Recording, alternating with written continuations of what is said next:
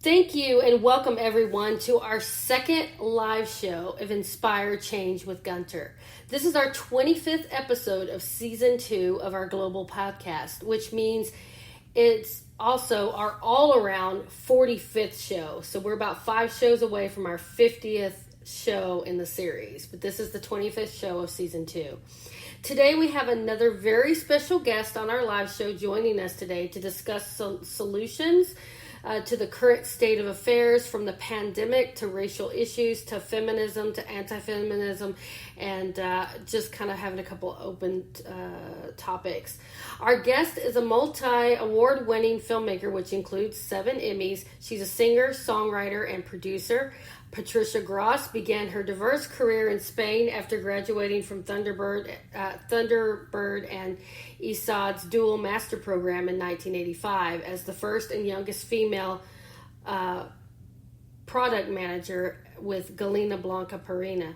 In 1988, Patricia shifted gears and returned to the U.S. to become a pioneer in Spanish television in Houston by finding the first Telemundo newscast as a reporter, producer, and host. For the next 22 years as a reporter, producer, and TV host, she won 170 or more broadcasting awards, more than any other producer in Houston PBS history. Her local, national, and international awards include 7 television Emmys, 17 national Tellys, and several international film festival awards. She has been inducted into the Who's Who in America in the Media and International Biography.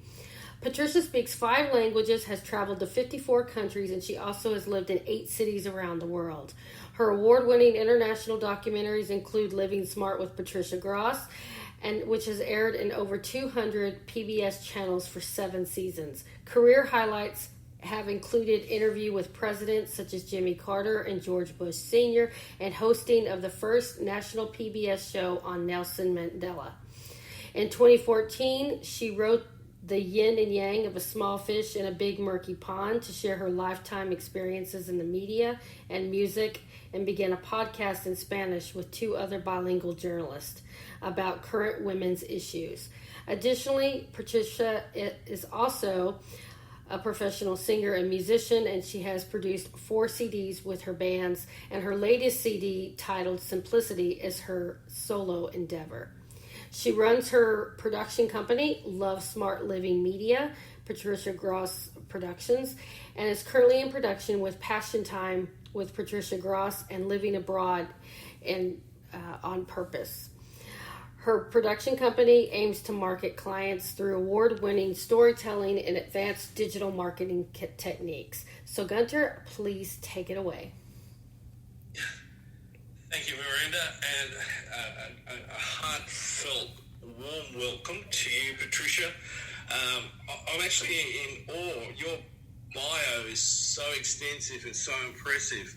I'm sort of sitting here going, I'm a total newbie in this environment. So, here am I'm interviewing you, and I actually don't want to make it an interview, Patricia. I want it to be a meaningful conversation between the two of us. And around that whole topic of, change, and, given what I've just heard and what I've researched of you, you've dealt with a lot of change, and within that, obviously, with a lot of challenges. So let me sort of ask you, where did you, on a personal level, sort of get started to take those steps into your absolutely impressive career? Well, first of all, thank you, and I love your show, so I guess we're mutually admiring each other. I started, I kind of was spiritually guided, because I kind of went into my first 7 years of life going through, I have to set this, and I have to do this, and I have to make grades, and I have to work, and I have to get a job, and then all of a sudden, on a train trip from Barcelona to Santiago de Compostela, which later I found out was a pilgrimage center, I had a vision, and in that vision, I was working in television. Yeah, right. And I completely forgot about that, thought it was strange. But then 2 years later, I moved back to the U.S. and kind of had a nervous breakdown because I wasn't happy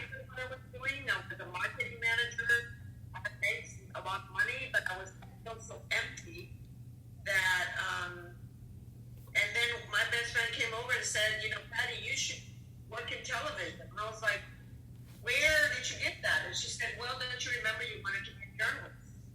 I said, no, I don't remember. She said, yeah, in high school, you were talking about being a journalist. I completely forgot all about that.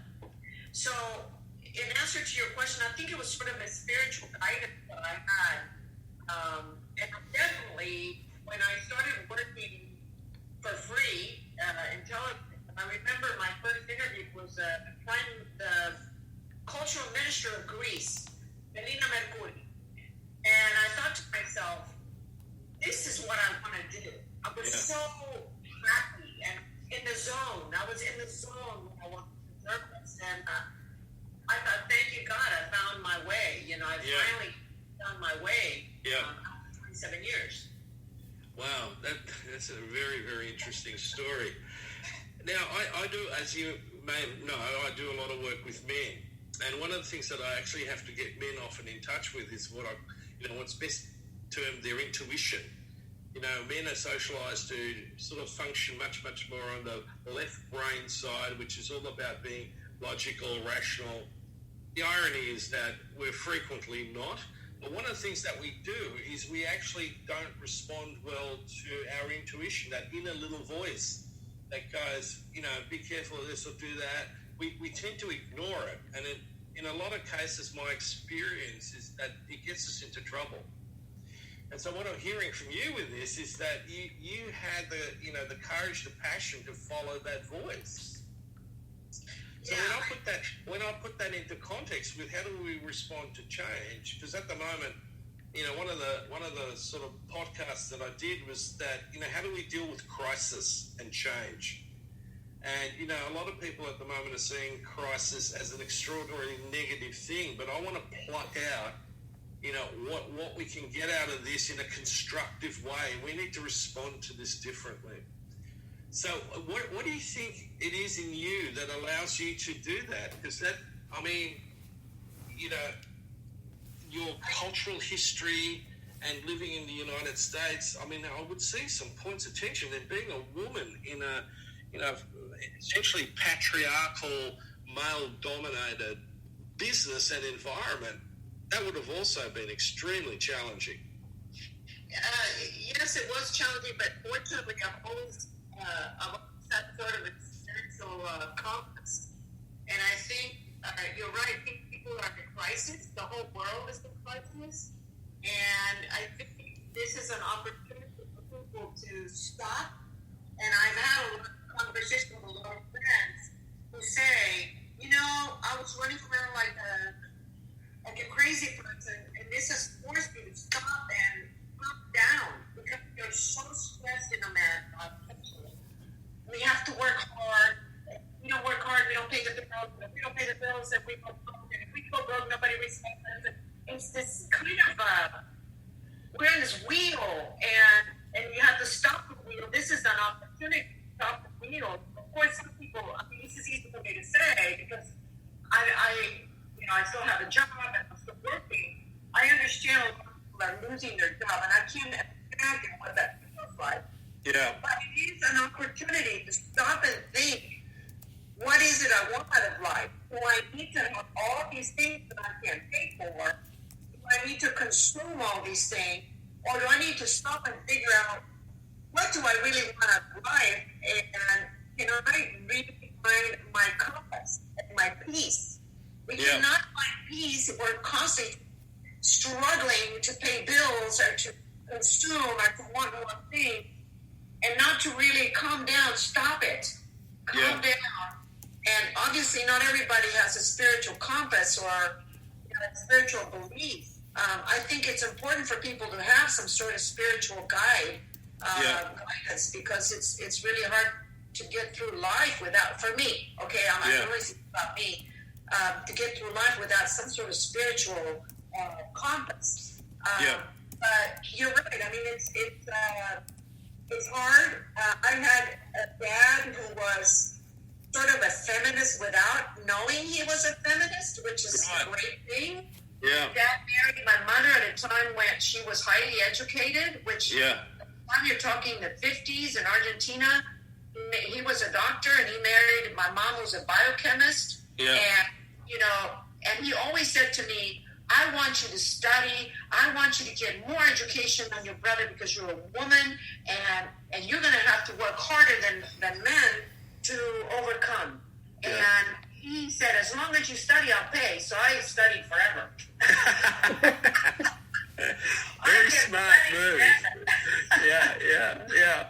Well, it's interesting to hear your story about your dad, because in traditional sort of patriarchy, it's the other way around. You know, it's the boys get all the resources, the education, and the girls sort of, you know, get in a sense often the crumbs. You know, I was talking to my mother-in-law, and she lived through the Great Depression here in Australia, and you know, at dinner time, the boys and the men got the meat, but the women only had the vegetables.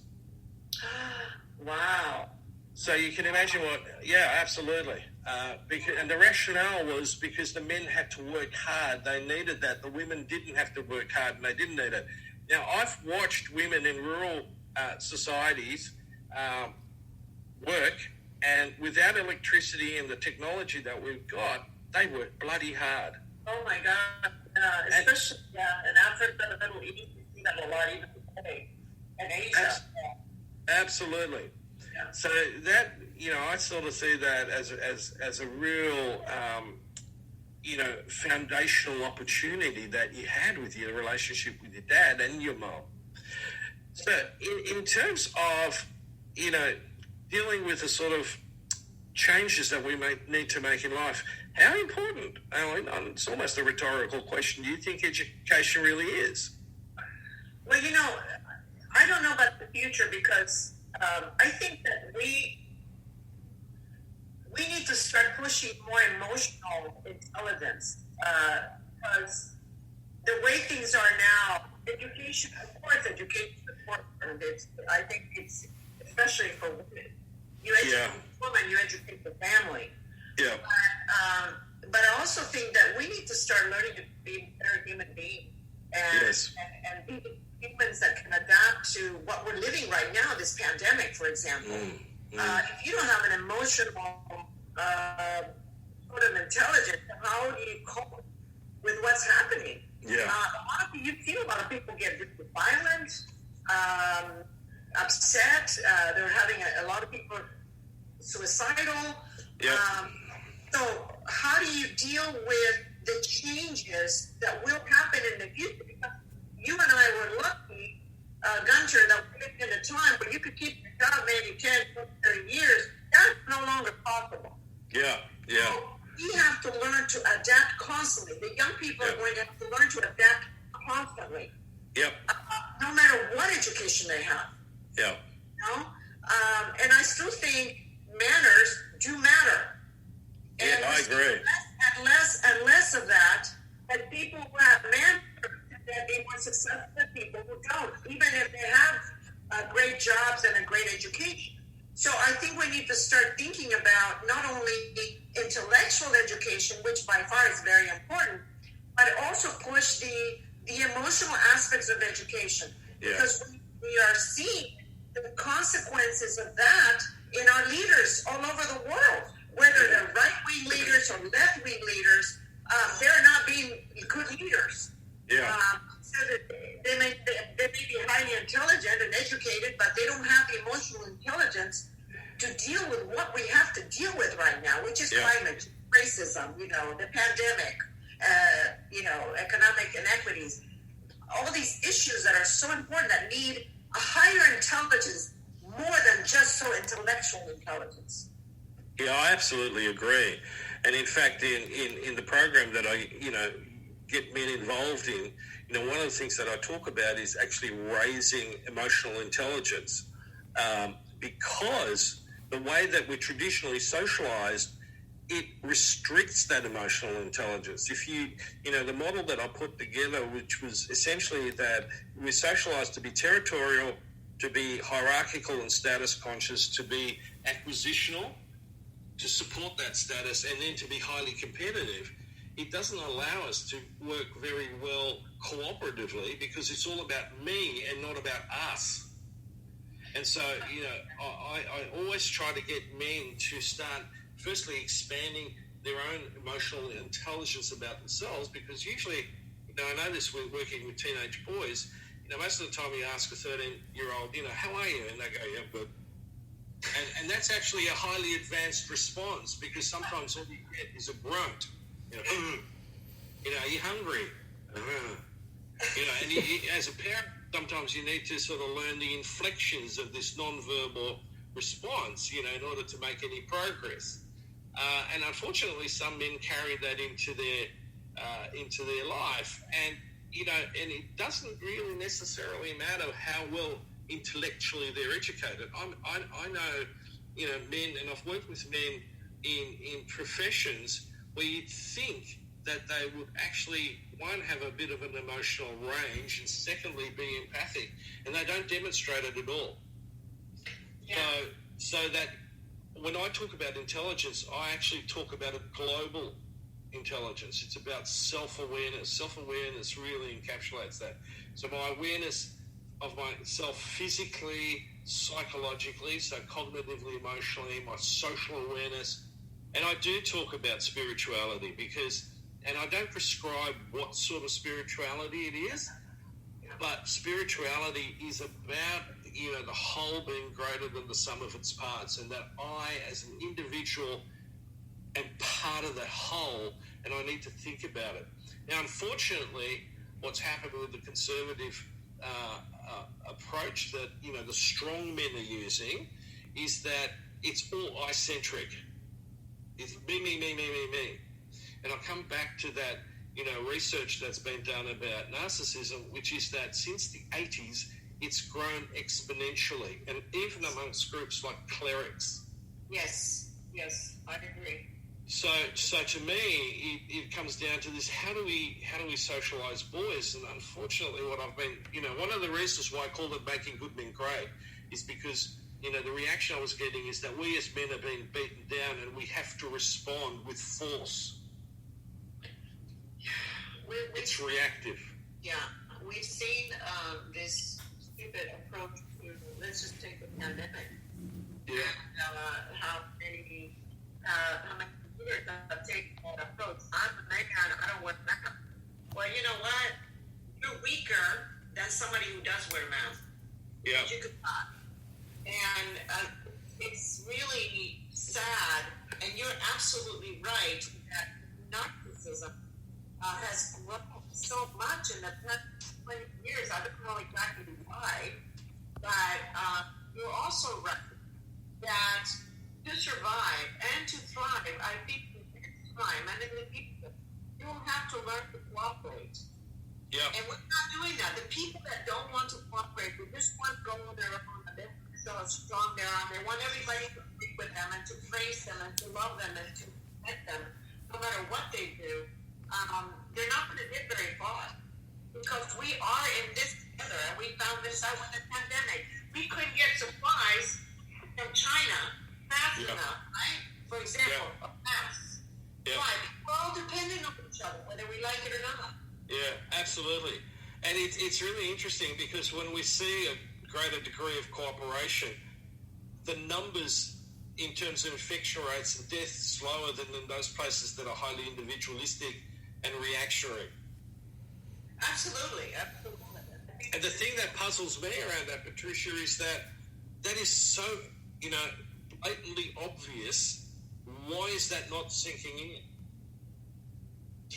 I'm glad that you feel the same way, because I always wonder, am I the only person that's thinking this is crazy? This attitude of, I know what to do, and I don't care about my allies, and I don't care about anybody else, and this is what we have to do, and this kind of, I don't care about treaties or allies, and I'm going to do it my way or the highway. I don't see how this is going to be successful in the long run. We've even seen it. It brings me back to this thing about leadership. And the sort of leadership that we have, generally speaking, now, and the sort of leadership that we need. So, from your perspective, and I've listened to a lot of your stuff, what do you think is crucial at this point in time? leadership. You know what? It's really common sense, right? But it's common at the same. Yeah. You want in a leader, you want wisdom. Yeah. You want knowledge. Yeah. You want humility. Yeah. You want cooperation. Yeah. You want allies. Yes. You want to sit down and compromise. That's not a sin. Why? Why or what? Don't listen to the experts. What's wrong with listening to the experts? We don't have that, and we haven't had it in a while, and it drives me crazy that we don't do that. And let me tell you, the leaders in the world that have handled this pandemic better have been women. I'm sure they're going to do studies about this. 7 out of the 12 countries that do really well are led by women. Are women better leaders? Some of them are, some of them are not. But women tend to be more cooperative, you know, they have to run the family, they have to compromise. Whereas men, like you said, tend to be a little bit more left-brained. And in this case, the Americans are going to be dead 20 years ago. I don't know why, but we see it a lot in leaders. Whether on the right or the left, it's not terrible leaders on both sides. Well, we've got really strong historical evidence for that. And, you know, again, let me come back to the way that men are socialized. You know, we're socialized into binary thinking. And that is that, you know, it's either black or white. It's me or them. That whole notion of inclusivity and thinking as a, you know, in a more ecological, systemic way is really often missing in our education. Absolutely. And more so now. Leadership that is trying to separate us. Yeah. And stoke our differences as opposed to uniting us. And I think a good leader unites, you know, finds common ground to unite. What do we have in common, and how do we, especially right now with America, what the suffering in this country is under siege. This pandemic, whether you believe it or not, it's affecting every our lives. We need someone who can basically say, it's going to be okay, and help each other and do things for your community, because we're not hearing that. Yeah, no, I agree. I think the challenge is that, you know, people are exploiting the political system in a way to use differences that are superficial rather than coming to the core of what it is to be human. Yeah. And I think, you're right. And I think that the protest was a consequence of being locked up and saying, you know what, it happens on the street and say, this is not right. We cannot put up with this anymore. It's sort of like the Me Too movement. You know what, we don't realize that all the horrible things that have happened in America, especially in the last 5-6 years, is that we have the Me Too movement, which was a revolution. Yeah.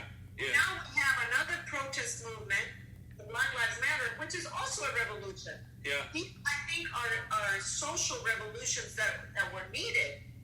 I was present in the Women's March covering it in Washington, D.C. after President Trump won the election.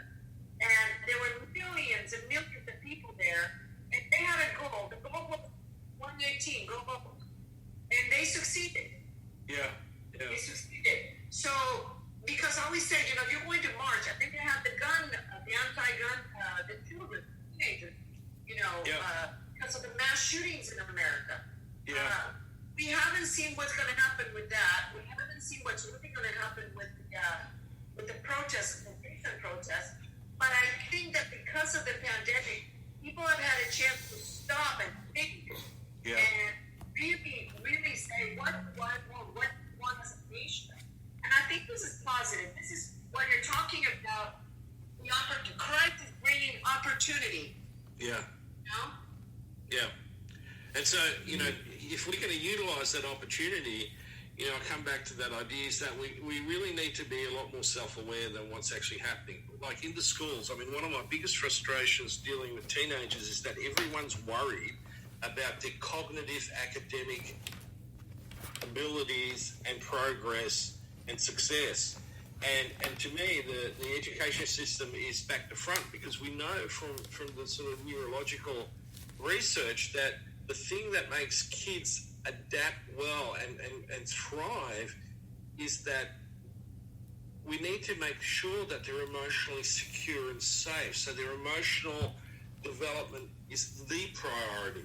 The second bit is the conduct, their behavior, and the third thing is cognitive development. If you get the first two, the third one's going to fall into place. I totally agree. And what happened in America was they took funding for arts, music, sports. They do sports too much. They get too much. But things that really kids need to connect is gone. I don't know if you ever saw that documentary about Finland having the best educational system in the world. Yeah, absolutely. Well, because they play more. Yes. They play more. Yeah. People don't play anymore. People, and I am one of them, are on the computer or on the phone. They don't talk to each other. I go right now, if I go to a job, there are people standing around with their phone. They don't talk to each other. Yes. Yeah. And kids are. So this is an issue that the future generation will have to deal with. Because they're going to have to take those phones away, at least for 2 or 3 hours a day, so that people can relate. Yep. So these people can relate. Yeah. I'm doing some work with a neuroscientist at Macquarie University, which is my alma mater, and his whole shtick is that smartphones are making us dumber. Now, and I remember when the first iPhone was released, and as I said before, the show, I'm certainly an early adopter and adapter, so I had one of those things in my hand, Quick Smart. And my wife goes, "Why do you need that?" And I went, "Well, it's just, it's got everything there that I've got on my computer, and I can carry it with me." And she said, "Yeah, okay, but why would you want that?" And I sort of thought about it. And the interesting thing was, and this is where I started to really take notice, is I went to ring her from a normal phone after about 6 or 8 months, and I couldn't remember her phone number. That's right. Because it was in my phone as a quick dial. Right. And I started playing around, because I used to pride myself on hearing someone's phone number 3 times, and if they were important, I'd remember it. Wow. And my whole capacity to remember numbers started to really erode. Now, I'm not good with math in the first place, but statistics for me was an experience of sheer terror. Dante's Inferno was a walk in the park. Oh my gosh, yeah. And so, I've always been, but the thing about remembering numbers, no problem. I had that tweaked. And then I started to think about this, and I also started to think about, how this is not necessarily just about numbers, that this is more about our capacity to think critically through assimilating information in different ways. And human beings have different learning styles. And what we've done is we've narrowed this down. And I think that if we don't check this, and I might be catastrophizing, but stuff like that can be extinction variables. Yeah, no, and you're talking, you mentioned self-awareness many times, and I totally agree with you that there's so little of that going on right now. And, I've become very much aware that I'm addicted. In fact, I had to get some sort of program so that when I got in the car, I wouldn't pick up the phone. Because, I was texting and driving, and very stupid, bad thing to do. Yeah. Don't do that. But I realized I was addicted. No, I've stopped. Yeah. I found that story on the guy who wrote the book about it. But I realized I was addicted. I realized I had an addiction, so I did something about it. But I even have family members that are on the phone all the time, and you can't talk to them because they're not interested in what you have to say. They're reading or whatever, and they're just not interested. So I can teach. That's sort of an overwhelming problem, but I definitely try to. And right now it's very difficult because we're locked up. I'm basically quarantining with my family, but I mean it's a real problem, and I'm live somewhere where I don't even have the facility of an access to all the time, because really I can't imagine living my life like that all the time. Yeah, no, I agree. And I mean, people often ask me, so, what's therapy and coaching really about? And in a way, at different levels, it's about self-awareness. I talk about being flexible and therefore adaptable and ultimately resilient. And so when I work with men, they're the sort of 4 benchmarks that I use. And flexibility is an internal process, and an addiction makes us rigid, right? As he said, you needed a program to get through that. And, we need to shake things up, but that, for a lot of people feels stressful, so they avoid it. And one of the problems that I see culturally at the moment is we got seduced in this idea of pursuing happiness all the time. And my comment is, don't do that, because it just makes you unhappy.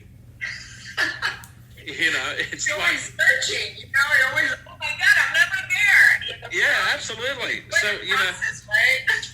Yeah, and so we have this massive industry who's built on this constant ambition of finding happiness and, self-actualization. Now, I'm a therapist and I'm a coach and I'm a mentor, so I'm part of that industry, really. Yeah. But, I think we need to think about it. They're like with some of the men that I work with, they're constantly striving, they're anxious, and, a lot of times when they don't achieve, they're depressed. And I go, well, how much more do you need? How much more social recognition? How fast a car do you need? How big a house do you really need? How much money in the bank do you actually need? Exactly. And they go, well, it's all about choices. And I go, yeah, but you don't have choices. You're just on the hamster wheel going round and round and round. That's what I'm talking about. It's the wheel, And yes. In a way, this pandemic may bring us, many of us, to think about, get rid of so much stuff, get rid of the big house, get rid of the big car, and go live somewhere where you live within your means and you enjoy yourself more and you work less. This is what Europeans do. This is what I love about Europe. Absolutely. They work to live. We live to work. Yeah, and that is coming right from the system. People talk about, and I'm not sure how you think about this, but people talk about the system being broken. I take a different view, and there's a lot of people who talk about it. Is the system's actually not broken? It was designed to be this. Yeah, it's unfortunate, but if you think about it, what do we live for? We live to consume today. Yeah. We consume for what? Because it's supposed to bring us happiness. Well, it doesn't. Yeah. Relationships is what makes us happy. And the benchmark is economic success and growth. Right. And economic growth has led to the climate problems that we're having that we are not dealing with. Which to me, that is the biggest pandemic. Because eventually, nobody's talking about the fact that we were encroaching in these bat ecosystems, and we should not have been eating. And I say we because this is humanity. This is not just a Chinese virus. This is a human virus. Yes. This virus happened in China, but it could have happened anywhere else, where people are encroaching on animals that we never used to be encroached in. Did you ever think about the possibility somebody would be eating a bat? But we're so many, and we're encroaching because we're consuming all the time with more and more and more. And this is what's happening. It's a consequence of a lot of our behavior. So, Patricia, the question keeps coming up then, what is it that we need to do, either individually, in the community and culturally, to inspire change in the right direction? Because at the moment we're polarizing. And that polarizing is just going to get us into more extremes, which is ultimately going to erupt in conflict. Well, I think that you're working towards that, and I'm working towards that by stopping. Really stopping to think and to become more self-aware.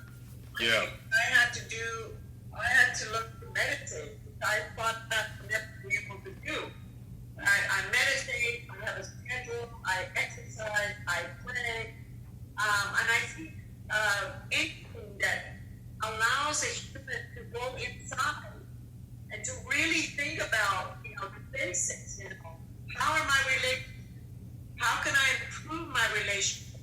do I need all the things that I need? Yeah. What is stressing me out? And how do I get rid of that stress? I think these are questions that we need to ask ourselves. And how do I keep myself healthy? I mean, we don't have physical health or mental health. Mental, I would say, is more important than physical health. What's the point of being physically fit if you're a miserable human being? But I think stopping and saying, okay, and asking these questions, these hard questions, and saying, okay, how do I keep my own life? What do I need to do? Yeah. And start with small steps. You don't have to, like you say, everything that's really worthwhile starts with small steps. Yeah. Right? Yeah. No, I agree. So, again, with my work with men, it is about small steps. It's that recognition step by step about introducing change. Because, one of the things they recognise is most of them have tried big steps to change and they've not succeeded. They might be good intellectually, they might be good professionally, but in their personal lives, they keep defaulting back into the very problem behaviours that how we as boys have been socialised. And unfortunately, that has a massive impact on, our partners, our children, and our community. Right. And so it's getting that balance between reinforcing those little steps.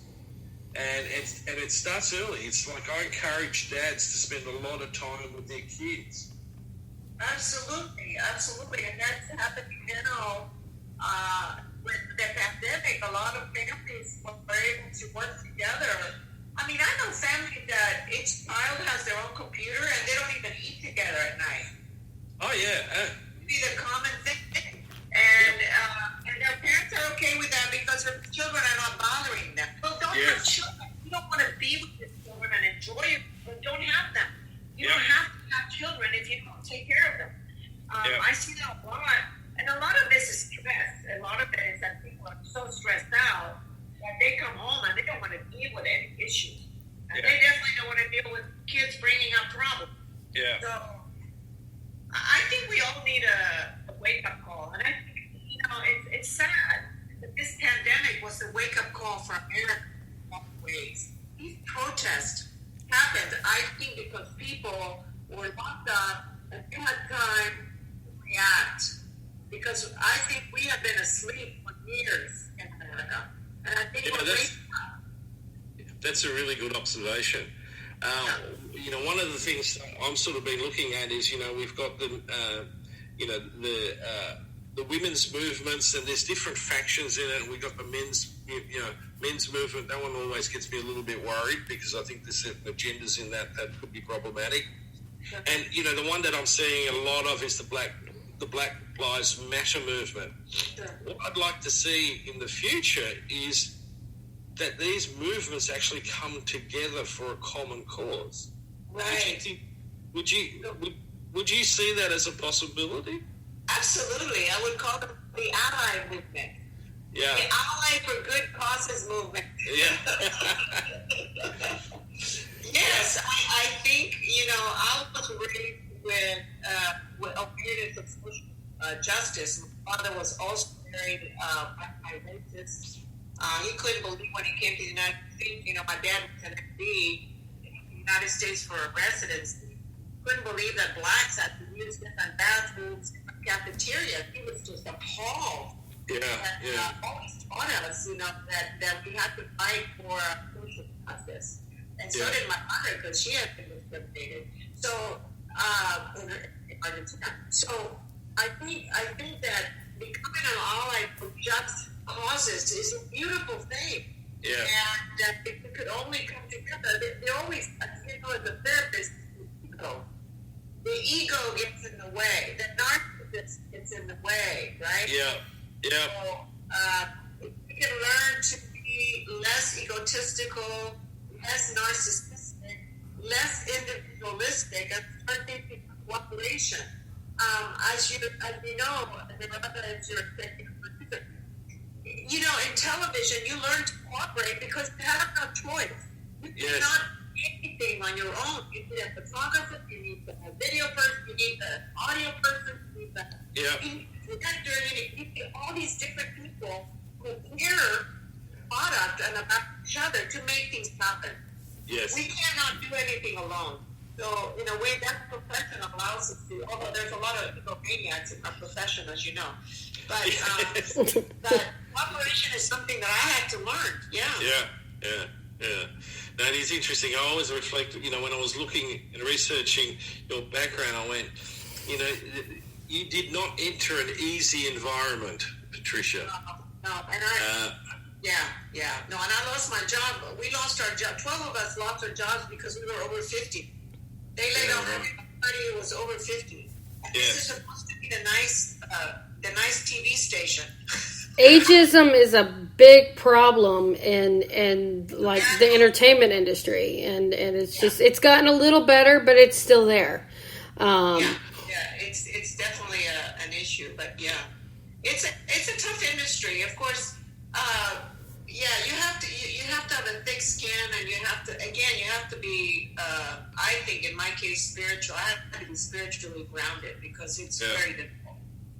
Very difficult. I often use, and that's why so many people had fell into, like, when the Me Too movement happened, and they had with Harvey Weinstein. Like, thank goodness he's been put aside, and his career's over. But those are the kind of things that, people want to make it in this business, and they want to do that, and they're thinking, and some people thinking, why were they in the hotel room? And you're not thinking he's gonna, like, make a pass at you. Maybe you're thinking you're just handing something, and then he shows up wearing a robe. I would have ran out the door. That's me. But not everybody. A lot of people are scared, and it's not right. But that's just the exact thing. Though, with that whole Weinstein thing that I sort of picked up on was that there were a lot of fairly powerful women who protected him. They didn't necessarily do it overtly, but they did it covertly by not speaking out. Yeah. I worked with, sexual abuse survivors, and, one of the things that kept them locked away was this, the imperative to keep the secret. And it was generally imposed on them, but they also, in a sense, chose to run with it. And then something would often happen where they go, enough's enough, I'm going to speak out. Yeah, but it does take, I think it takes a lot of courage to do that. As you know now, because of the Me Too movement, it's happening. I heard the news today in India, however. Yeah, I think it was in India, Egypt, where I hear that 80% of the women were sexually harassed or raped, or it was just a horrible situation. And now the law just changed, that women come out and not have to say who they were. And, it's a really tough situation. But again, times are changing. And this was a positive thing that happened. And I think, again, because we're living in such extreme times. Yes. You know what I mean, politically speaking. Yeah. That people are reacting and waking up to things that were unjust. And again, you can go overboard. A lot of men who are accused were not guilty. That happens too. Yes. That happens. But for the most part, fortunately, they're thinking twice about harassing women and making it difficult for women today in any industry. I do a lot of work with men who actually have ended up on the other side when they're being emotionally abused, especially, and this is really interesting, and I only picked this up probably in the last 7 years, and it's teenage boys that around the age of 15 to 17 end up in relationships where their partner is in fact emotionally abusive. Yes. And the boys, they don't have the experience, and so they stay there, and they're being, gaslighted, and they're being manipulated, even to the point where if you leave me, I'm going to kill myself. So the boys stay. They stay. And they often take on the idea that, if there's a problem in the relationship, it must be me. And that grows with them. So I see men in their 30s and 40s who've been in extremely unhealthy relationships because they don't actually have really good benchmarks for what a healthy relationship is about. And I frequently find myself having to educate them. Yeah, I'm glad you bring that up. Because a lot of it's about as men, when we express anger, we're told that we're aggressive. And there is a really big difference between anger and aggression. Yes. And so what generally happens, and I know this from personal experience, is we double check ourselves. If I say or do this, how's that going to come across? Now, that's not all men. Obviously, there's a big group out there that doesn't do any of that. Yeah. But what we do is then we stay silent, or we don't set up boundaries where I go, honey, I love you, but what you're doing is not right. It's inappropriate. And if you keep on doing that, we're going to need to talk that through. I agree. They don't take it to that next level because that requires that emotional intelligence. So it's that feedback loop. Can you imagine if we had classes on emotional intelligence, of how to become emotionally intelligent, and if we had classes on parenting, and if we had classes on relationships, and this is what I'm talking about, having a curriculum on how to become a better human being. This is part of it. Yeah. Because, not all men are bad and not all women are good. That's exactly right. That's exactly. Not a black and white situation. There are good women and there are good men, and there are bad women and there are bad men. And I think that I know because I've also had male friends who've suffered accusations that were false. Yes. So I think that these are conversations that we have to have. We can't have this extreme, all men are bad and they all behave like this. It's not true. There are women who are worse. So I agree with you. And I think, again, if we could work with children, starting, because you learn how to be a good or a bad human being as a child. You learn, you're not born a racist or homophobic or anti when you're a child. Yeah. You learn that from your parents, society, your religion, whatever. Yeah. And this would be, if we're talking about solutions, this would be one way of dealing with it. Start creating a curriculum that teaches you how to be a better human being, have some manners, think things out, calm down, analyze the experts, etc. Yeah. One of the problems that I see, and I'd be interested in hearing your view, is that over the last probably 35 years, I've been a psychologist for close to 40, probably a bit more. I have seen essentially a push to devalue expertise, especially scientific expertise. Oh, it drives me crazy. It drives me absolutely crazy. Like climate change. I mean, 99% of the scientists say we have climate change. We still have people saying, no, we don't. Yeah. It's hoax. Yeah.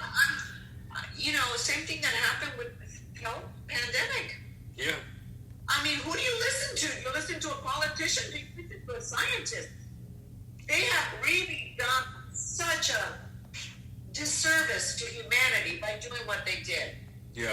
And I'm talking politicians on the left or the right. Whoever said that this is a hoax, or this is not true, or this is not a weapon, should pay a price for that. And that ties into ignorance.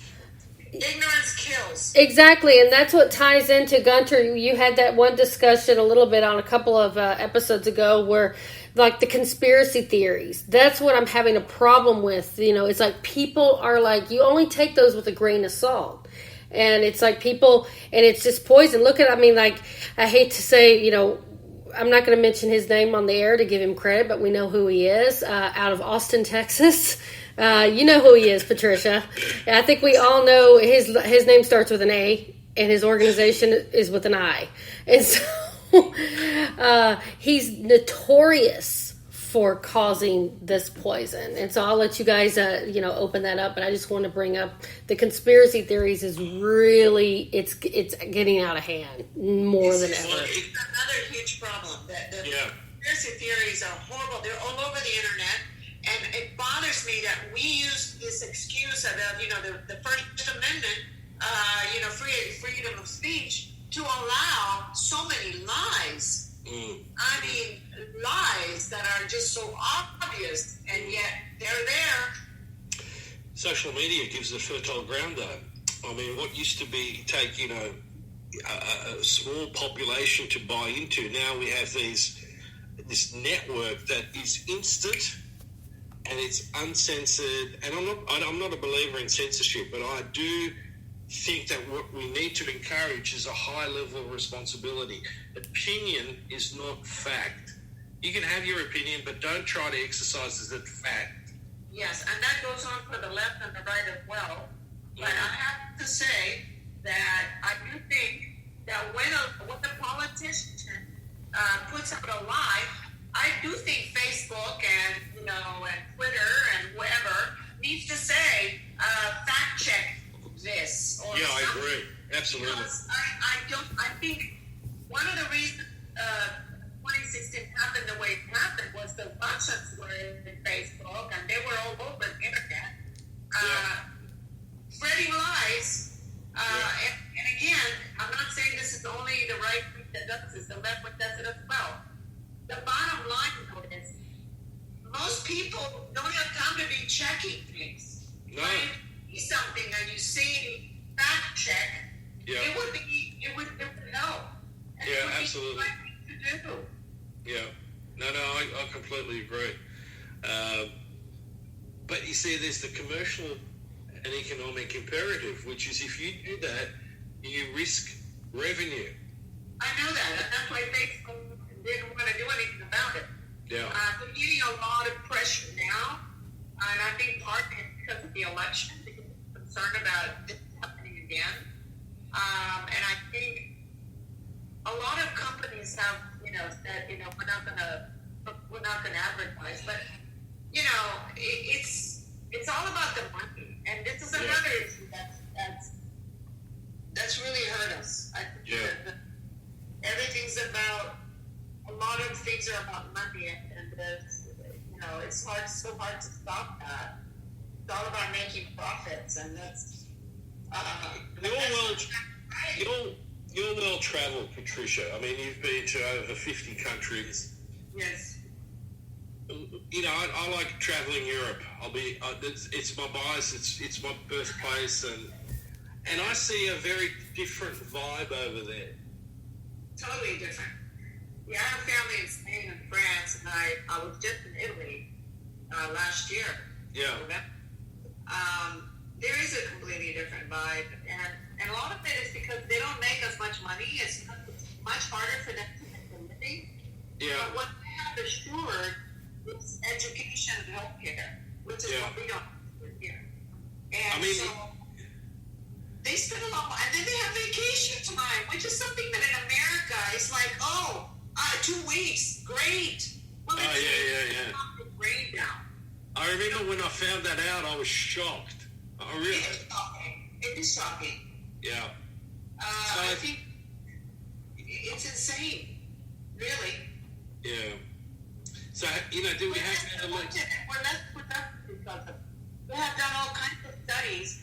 People who don't take vacation are less productive than people who do. Oh, yeah, there's some recent studies now that show if you work 4 days a week, your productivity as a company goes up. There you go. Yet that conversation in Australia, at least, has been stifled. Now, in New Zealand, they've taken that up. Really? Yeah. They're actually, seriously looking at it. The Scandinavian countries are looking at it. You mean away the vacation time, or? No. Have vacation time, but you work 4 days a week instead of 5. I would love that, and I would move there in a New York minute if that's the case. I am. In fact, in my station when I first started there, a lot of people wouldn't take their vacation time at all. Yes. And they would see that I would take 3 weeks off, and I'd come back happy, and I would come back and work earlier than everybody else. I'd show up to work earlier. I was happier, and they started taking vacation. But this is another issue. Well, I see it really as intertwined. I mean, if we have the right leadership in the commercial environment, in corporations, as much as we have in leadership, and they really work together, it's really where it's an inclusive system, it's a cooperative system, and it's focused on well-being and not just revenue, I think we could see that sort of change. Yeah, I mean, I think, and that's our youth is going to have to demand that. I think that's what they want, because I agree with you. I think if people realize that by taking more vacation time, they are more productive and people are happier, well, why not? I mean, you know, it's how much more do we need? It's this idea that the more you have, the more money you make, the happier you are. Well, it's the law of diminishing returns after a while. You know, this is economics. That's what I studied, economics. And in the end, we're not here a very long time. We're not on Earth that long. No. And what, are we going to wait till we're retired and sick to take? Well, that's the interesting thing. Amongst men, mortality rates in the first 12 months are very, very high. You know, gosh, yes, because they're identified with their job. Yeah. There's no sense of self outside of their position. Right. There's also they don't have another sense of purpose. It's always been about, you know, what they do at work, the money that they make, the position that they hold. So their sense of themselves is very diminished. And when it's taken away, it's a bit like when, you know, primates get displaced on the social rung, they get depressed and die. Exactly. You know, we're not that different. Yeah, no, absolutely. No, I agree. And I think I've seen it in my family as well. Yeah. But again, this is because we're not spending time figuring out what is our purpose in life, how are our relationships, what do we want to do when we retire? Yeah. We don't have time for that because we're too busy trying to make a living and paying our bills and, you know, the hamster. Yeah. So anybody who wakes up and says, you know what, I'm going to think about this really carefully and I'm going to talk it out with my family and see what we can do together to make our lives easier and happier and really enjoy things that are important in life. I was just about to say, I mean, one of the things that I see here in this, you know, in my community is that the coronavirus has actually stimulated some of that discussion. Yes. I'm talking to men at the moment who are going, do I really need to commute an hour and a half into town every day and then an hour and a half back to do what I do? And a lot of them are going, no, I actually don't need to do that.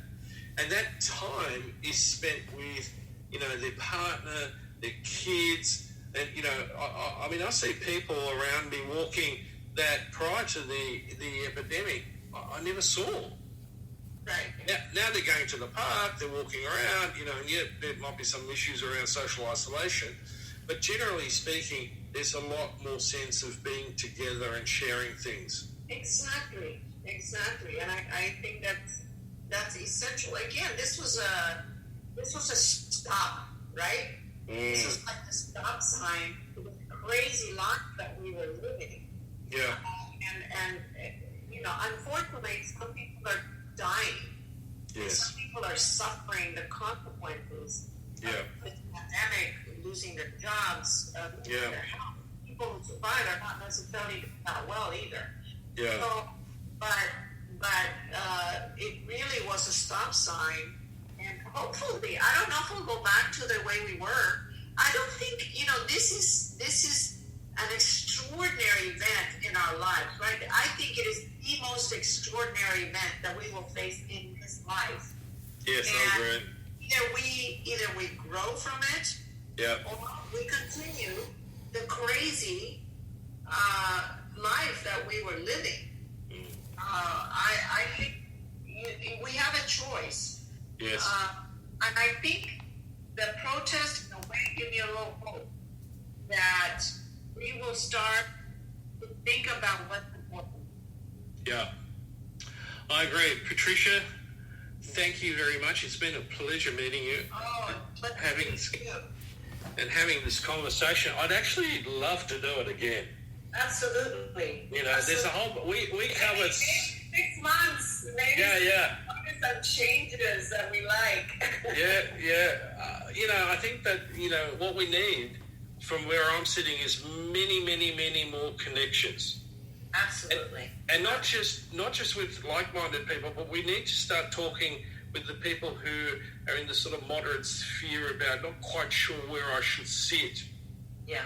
Because I think we're not, if we're in that extreme space, we're not good in the sense of selling the benefits of what crisis and opportunity and change can create here. Exactly. And it's not just local, it's global. Yes. And I grew up fundamentally in the 70s. And, I was part of the, Greenpeace, and, I was part of the anti-Vietnam War movement. And I was very young. I was like 14, 15. Uh-huh. And, I used to joke, I'm sure that ASIO somewhere in their files might have a little picture of me, because I'd been on this, Palm Sunday March anti-nuke stuff. And and we lost some of that through the emergence of that sort of economic imperative. It doesn't make you any money to be an activist. Yeah. And I believe that in order to keep a society healthy, we need activism. Absolutely. I totally agree. Because activism is about critically thinking about what is going on. Exactly. And then looking at it, not just in the short term, but in the long term. And that's where our political system falls down, because it goes from one election to the next. It doesn't have a long-term vision about culture and values and society as a whole. Yeah, and I because that is something that's lacking in leadership. Yeah. People are just in there to stay there forever and not take care of the people. Okay, Patricia, I'm getting the wind up. Thank you again. Thank you very wonderful talking to you. Wonderful talking to you. Thank you so much. And yes, thank you again, Patricia. We're definitely going to have you back on. We're actually planning another panel. Like last time, we had a great panel of about 3 other guests that were on. It was supposed to be 4, but we're actually planning on doing that again. And so we definitely would like to have you a part of that. And so we'll be in touch as far as getting that scheduled. But yes, this has been a very open, warm discussion.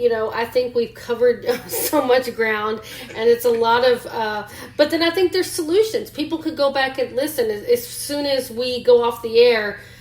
Those that missed the live show, we have a huge, 70% of our millions of listeners are listening through Apple. And then I think, and then the next set is on the Spreaker platform, and then iHeartRadio, and it kind of goes from there. And we've got people from India, the Philippines. I'm looking at the stats, and we've really gone global, and some interesting areas of different parts of Australia. I think Sydney has the highest, but then there's a couple of other listeners everywhere. And so the important thing is making positive change and making a difference. So without further ado, we're going to wrap this up. Thank you, everybody, for listening to our very special live show of Inspire Change with Gunter, featuring our special guest, Patricia Gras. If you would like more information or to connect with Patricia, please visit her website at lovesmartlivingmedia.com. And if you'd like to be a guest on the show, be a part of a panel, or you have tips and suggestions, just email development@noirtainment.com. That's development@noir, NOIRTAINMENT.com. And thank you for listening. We have you so we're over and out. Patricia, please stay on the line, and after we go off the air, and we will continue. Thank you.